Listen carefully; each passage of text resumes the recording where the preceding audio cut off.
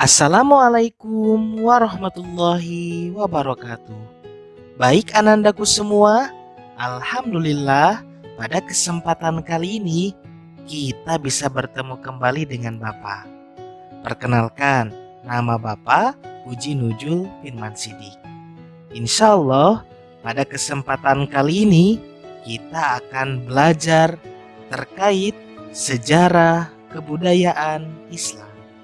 Jangan lupa mencatat poin-poin penting yang Bapak sampaikan dan selamat menyaksikan. Assalamualaikum warahmatullahi wabarakatuh. Baik anandaku semua, insya Allah pada kesempatan kali ini Bapak akan menjabarkan terkait materi yang berkaitan dengan sejarah kebudayaan Islam. Dalam hal ini, pertama kita akan berbicara terkait peradaban bangsa Arab sebelum Islam. Perlu kita ketahui anak-anakku semua, ketika kita berbicara peribadatan bangsa Arab sebelum Islam, perlu kita jabarkan dari konteks peribadatan orang-orang Quraisy pada zaman dahulu kala dibedakan dalam dua aspek. Yang pertama aspek yang berkaitan dengan agama Samawi, yang kedua adalah aspek yang berkaitan dengan agama Ardi. Nah, kalau konteks yang berkaitan dengan agama Samawi, yakni berkaitan dengan agama yang sumbernya itu dari wahyu, ya. Beda halnya kalau agama Ardi. Agama Ardi ini berkaitan dengan agama yang sumbernya itu dari apa? Sumbernya itu dari kebudayaan. Nah, contohnya itu apa? Contohnya agama Samawi yang ada sebelum Islam datang itu seperti agama Ibrani atau agama Hanafiyah, agama Yahudi, agama Nasrani. Ini agama yang termasuk pada konteks agama Samawi. Sedangkan konteks agama Ardi selain itu ialah mereka yang menyembah berhala, dalam artian menyembah patung. Kemudian mereka yang menyembah matahari, ini kaitannya dengan agama Ardi. Ini dalam konteks perbedaan antara agama Samawi dan juga Ardi. Kita kembali pada poin utama.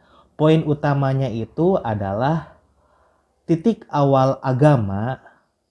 Agama pertama yaitu agama yang diajarkan oleh Nabi Ibrahim dan Nabi Ismail, yaitu agama Hanafiyah atau agama Hanif, artinya benar dan lurus.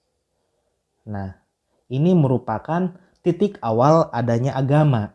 Oke, kita pahami sampai sini ya. Titik awal adanya agama sebelum nanti munculnya agama Samawi yang lainnya. Ketika kita berbicara dari konteks agama yang diajarkan oleh Nabi Ibrahim alaihissalam disebut dengan Abul Anbiya atau bapaknya para nabi. Nah, apa yang menjadi alasan Nabi Ibrahim alaihissalam disebut dengan bapaknya para nabi? Alasan yang mendasari Nabi Ibrahim alaihissalam disebut dengan bapaknya para nabi ialah karena banyak nabi yang silsilahnya bertemu dengan Nabi Ibrahim. Ya, ini alasan yang mendasari Nabi Ibrahim alaihissalam disebut dengan bapaknya para nabi. Nah, Nabi Ibrahim alaihissalam mempunyai dua anak. Yang pertama Ismail, yang kedua Ishak. Nah, dari Ismail dan juga Ishak nanti akan lahir agama Yahudi, agama Nasrani, pun halnya dengan agama Islam. Ini dalam konteks agama Samawi. Nah, kita awali dulu dengan keturunan yang hubungannya dari anaknya Nabi Ibrahim yang bernama Ishak, ya. Dari Ishak di sini akan terlahir banyak nabi-nabi, ya. Akan banyak nabi-nabi yang terlahir seperti nantinya itu Nabi Isa, Nabi Musa. Nah, kemudian dalam konteks keturunan dari Ismail, dari Nabi Ismail, anak Nabi Ibrahim juga. Tidak ada nabi ya selain itu. Selepas dari dari Nabi Ibrahim alaihissalam, kemudian anaknya itu Ismail, tidak ada nabi yang terlahir. Maka hal tersebut itu disebut dengan masa patroh, atau masa patroh ini ialah kekosongan dari para nabi dan juga tidak adanya dakwah. Ini yang dimaksud dengan masa patroh ya. Masa patroh ini lama tidak ada keturunan nabi sehingga sampai nanti kepada Nabi Muhammad. Ini silsilahnya itu dari Nabi Ismail alaihissalam. Nah, ini dalam konteks apa? Dalam konteks silsilah kenabian yang nantinya itu melahirkan agama samawi. Titik awalnya itu adalah agama yang dianut oleh Nabi Ibrahim, yakni agama Hanafiyah atau agama Hanif, artinya benar dan juga lurus. Kemudian pembaruan dan pergaulan dengan bangsa lain mempengaruhi kepercayaan mereka. Kemudian muncul berbagai ajaran yang meragukan dan akhirnya jatuh menjadi penyembah berhala yang dibawa oleh Amr bin Lu'ay al-Huzai. Nah, Amr bin Lu'ay al-Huzai ini adalah tokoh yang nantinya itu akan mengajarkan untuk menyembah berhala. Namun sebelum Amr bin Lu'ay al-Huzai ini bisa bisa secara terang benderang untuk mengajarkan penyembahan berhala, terlebih dahulu Amr bin Lu'ay al-Huzai, atau bisa diistilahkan dengan al-Huzai, dia ini berhasil menumbangkan kekuasaan Jurhum. Nah, pada saat itu yang berkuasa di Quraisy itu adalah Jurhum. Namun karena kepiawaiannya, Amr bin Lu'ay al-Huzai berhasil mengalahkan kekuasaan Jurhum. Nah, pasukan Amr bin Lu'ay al-Huzai dari keturunan Huza'ah berhasil mengalahkan Jurhum. Kemudian Amr bin Lu'ay al-Huzai meletakkan berhala besar yang bernama Hubal. Nah, ini berhala yang diletakkan oleh Amr bin Lu'ay al-Huzai, yakni berhala yang bernama Hubal. Berhala ini terbuat dari batu akik yang berwarna merah. Jadi ingat poin utamanya. Poin utamanya itu adalah dari Nabi Ibrahim yang konteks dalam agama Samawi, kemudian dalam konteks agama Ardinya itu adalah ajaran yang diajarkan oleh Amr bin Lu'ay al-Huzai, di mana dia itu meletakkan sebuah berhala besar yang bernama Hubal yang terbuat dari batu akik. Kemudian ketika kita gambarkan terkait patung yang disembah oleh orang-orang Quraisy, di mana banyaknya patung itu ada 360 patung berhala.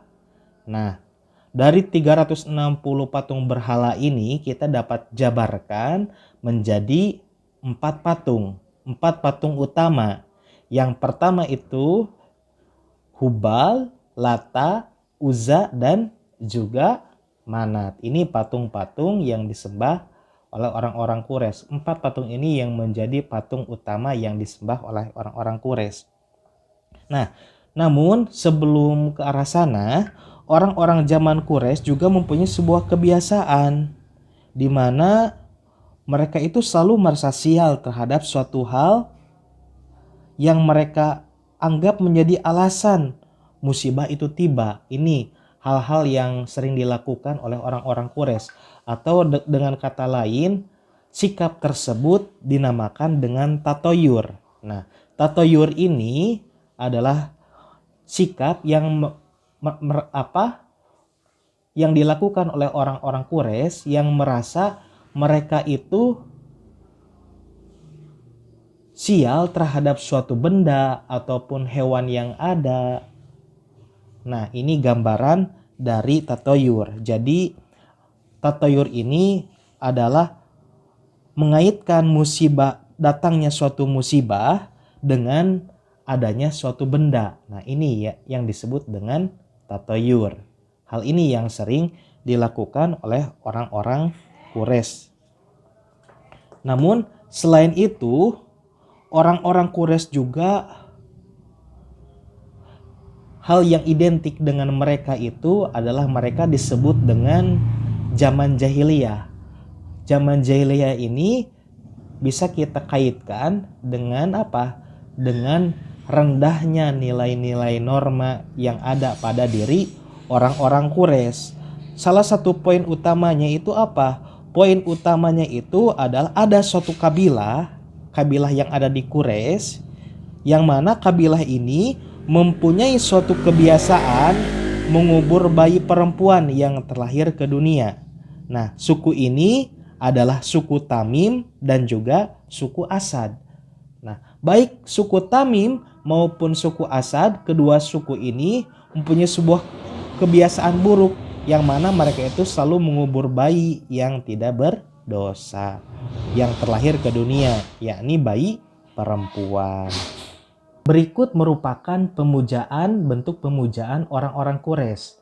Nah, bentuk pemujaan orang-orang Quraisy yang termasuk dalam kaitannya itu agama Ardi, ya. Agama Ardi ini adalah agama yang kaitannya dengan budaya, ya, yang dihasilkan oleh adat, seperti mereka itu menyembah malaikat, menyembah jin, menyembah bintang-bintang, menyembah berhala. Ini konteksnya agama Ardi. Sedangkan agama Yahudi dan Nasrani konteksnya itu adalah apa? Agama Samawi, agama yang sumbernya itu dari wahyu. Jadi kita bisa gambarkan di sini dari bentuk pemujaan yang dilakukan oleh orang-orang Quraisy, ya, di masa sebelum Islam datang. Baik itu menyembah malaikat, jin, bintang-bintang, menyembah berhala, maupun agama Yahudi dan juga Nasrani. Nah, kita bisa pahami ya perbedaan dari agama Yahudi dan juga perbedaan dari agama Samawi dan juga agama Ardi. Kemudian terkait keadaan sosial orang-orang Quraisy, kita bisa gambarkan keadaan sosial orang-orang Quraisy ini ialah yang pertama, masyarakat Arab yang tinggal di perkotaan, kebiasaan mereka itu selalu melakukan perdagangan. Nah, orang-orang yang tinggal di kota itu disebut dengan ahlul hador. Kemudian bidang sosial lainnya, usaha lainnya ialah bidang pertanian, di mana bidang pertanian ini dikerjakan oleh suku-suku yang tempat tinggalnya itu berada di daerah subur. Nah, tempat yang berada di daerah subur ini dinamakan dengan Thaif. Kemudian terkait keadaan sosial Arab itu sangat dipengaruhi oleh kondisi dan letak geografisnya. Bahkan kondisinya itu di daerah pegunungan yang tandus. Nah, oleh sebab itu banyak penduduk yang hidupnya tidak menetap, mereka tinggal di pedalaman. Nah, orang-orang yang tinggal di pedalaman ini, mereka itu dinamakan dengan masyarakat Baduy, di mana mata pencarian mereka itu adalah berternak. Jadi kita bisa garis bawahi keadaan sosial orang-orang Quraisy di mana mata pencarian mereka itu ada yang di perkotaan, di mana mata pencarian mereka itu adalah berdagang, di mana mereka disebut dengan ahlul hador.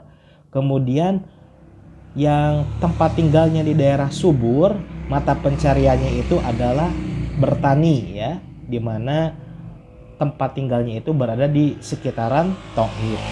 Kemudian yang terakhir itu adalah orang yang tempat tinggalnya itu berada di daerah pedalaman, mereka itu mata pencariannya itu berternak, di mana dalam hal ini orang-orang yang termasuk dalam kategori ini adalah orang-orang Baduy. Oke, ini dari segi konteks keadaan sosial orang-orang Quraisy. Orang Arab Quraisy selalu melakukan perjalanan dagang pada 2 musim, yaitu ke negara Sam pada musim panas dan ke Yaman pada musim dingin. Nah, ini kebiasaan perdagangan yang dilakukan oleh orang-orang Quraisy. Kemudian terkait sistem pemerintahan orang-orang Quraisy hanya dipimpin oleh syekh atau amir, itu ya. Sistem pemerintahnya itu dipimpin oleh syekh atau amir, di mana syekh atau amir ini mengurusi persoalan dalam masalah perang, pembagian harta, dan pertempuran tertentu. Jadi konteks pemimpin yang ada dalam Quraisy ini bukan konteks khalifah atau apa, tetapi sistem pemerintahannya dipimpin oleh syekh atau amir. Kemudian pusat perdagangan pasar yang ada di tanah Quraisy itu, pasar utamanya itu adalah Ukaz. Namun selain pasar Ukaz ada pasar yang lain seperti pasar Mazinah dan juga pasar Zulmazaj. Nah, ketiga pasar ini yang menjadi menjadi tempat perdagangan orang-orang Quraisy, baik itu yang menjadi pusatnya itu adalah pasar Ukaz, pasar Mazinah, dan pasar Zulmazaj. Kemudian pasar utamanya, pasar Ukaz, selalu dibuka pada bulan-bulan tertentu seperti bulan Zulqa'dah, Zulhijjah, dan bulan Muharram. Nah, kemudian yang berkaitan dengan ilmu pengetahuan yang dikembangkan oleh orang-orang Quraisy ini adalah ilmu astronomi.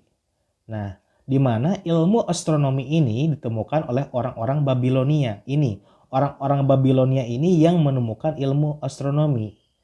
Orang-orang Babilonia pindah ke negeri Arab pada waktu negara mereka itu diserang oleh bangsa Persia.